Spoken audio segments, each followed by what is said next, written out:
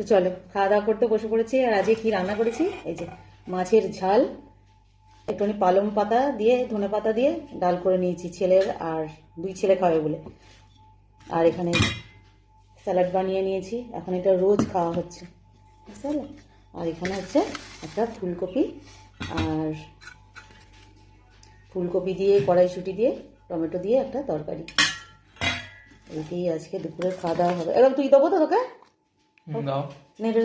সরে সরে। ওর আবার ডাল থাকা মানে ডালের সঙ্গে আলু সিদ্ধ চাই এরকম ব্যাপার। ও আগে আলু সিদ্ধ দিয়ে ডাল দিয়ে খাবে, তারপর ও তোকে দিই। চলে চলে চলে বসে পড়।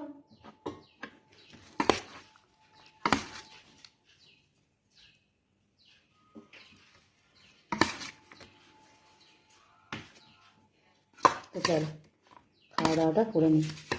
আর এই ফুলকপির শুকনো তরকারিটা খেতে ভালো লাগে, মানে একদম রসা রসা একটু, ওগুলো বেশ ভালো লাগে খেতে। আয় না রে।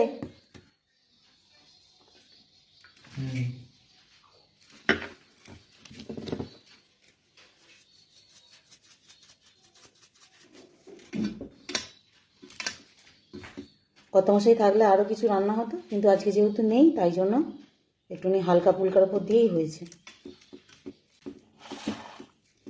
শুকনো শুকনো তরকারিটাই বেশি ভালো লাগে খেতে। অনেক ফুলকপির ঝোল ঝাল খাওয়া হলো, ব্যাস। আর ফুলকপি খাওয়া এবারে শেষও হলো।